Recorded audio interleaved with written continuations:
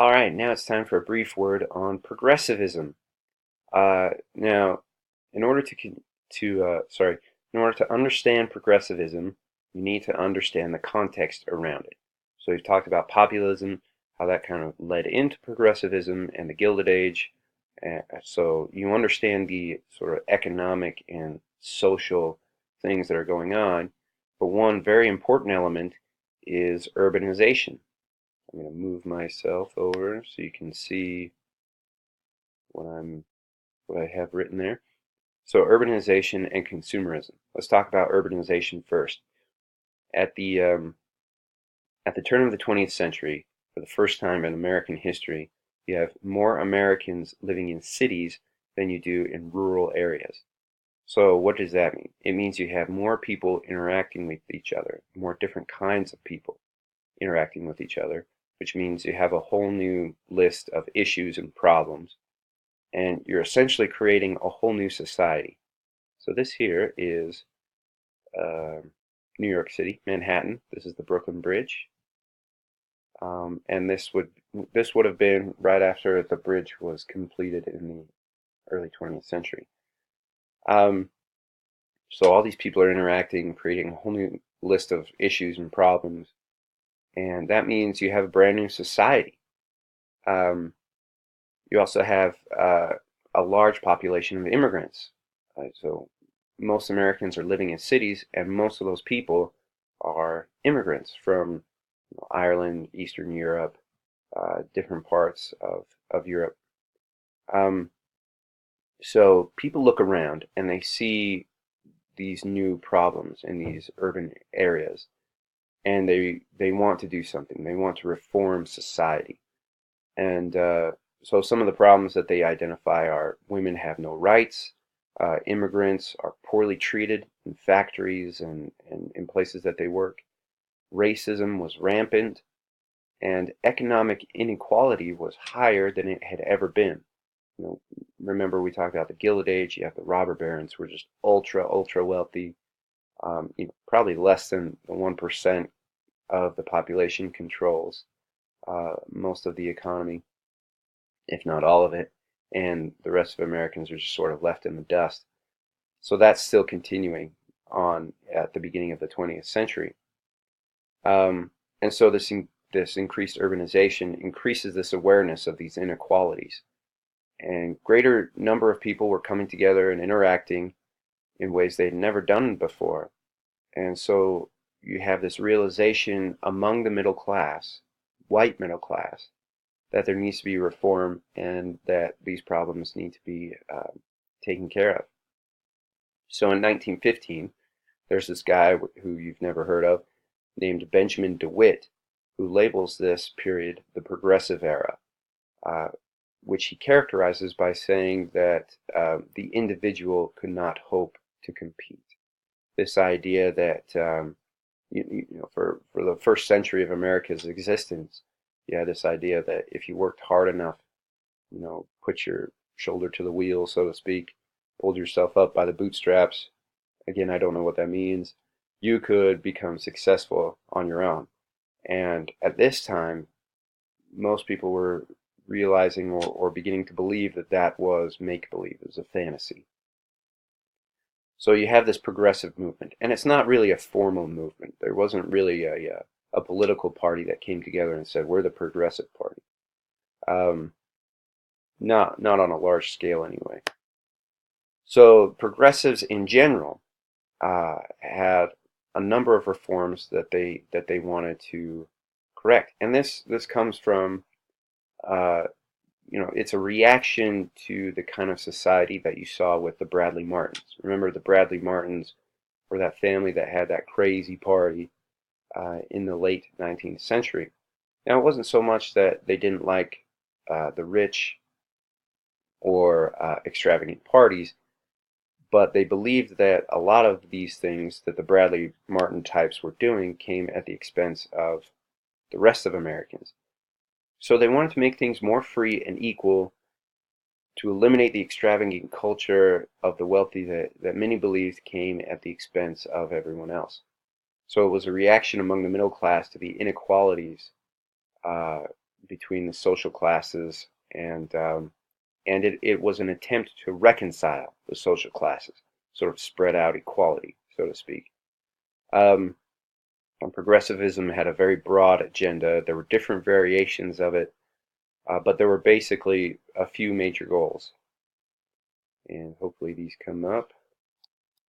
First, to control big business, which again, that was what the populists were trying to do.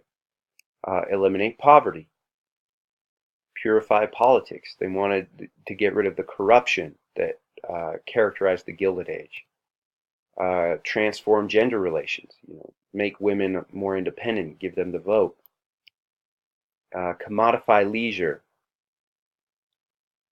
and establish segregation. So this is sort of the underbelly of the progressive agenda.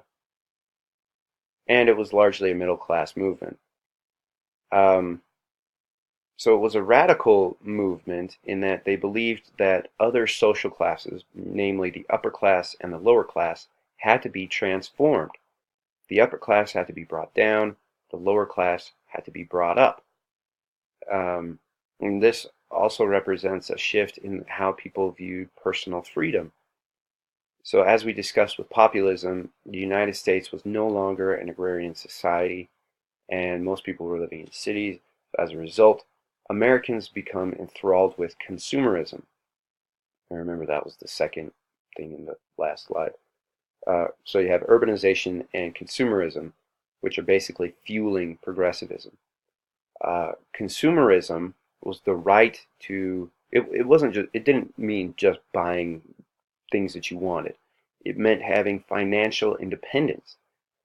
So you have these sort of minority groups or non-white men groups, I guess you could say, who wanted more financial independence. Now, so that's what the motive of the progressive movement was.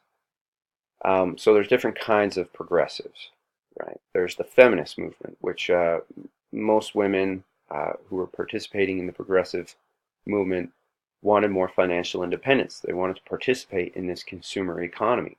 And to do that, they need to increase or gain more authority. And the best way to do that, of course, is to get the vote. They also want to make money for themselves, be financially independent. They want to have control over their own reproductive rights. They didn't want to be dependent on their husbands anymore. At least not completely dependent. There's obviously nuances within this. And they didn't want to be tied to their homes. And they also wanted to be able to make decisions for themselves. One example of sort of this feminist movement during the Progressive era was Jane Addams. Not the wife of John Adams, it's a different Jane Addams. But she establishes a series of sort of relief houses called Hull houses.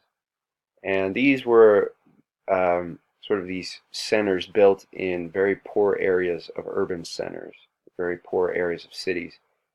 And they were designed to help mostly women, immigrant women, with health issues and also to help them find employment, make them more independent. Then in 1917, you saw the creation of the National Women's Suffrage Movement, the National Women's Suffrage Association, which of course had the goal to gain the vote for women. There were also a lot of maternalist reforms at this time because many women felt that they should be able to have children, but also be economically independent.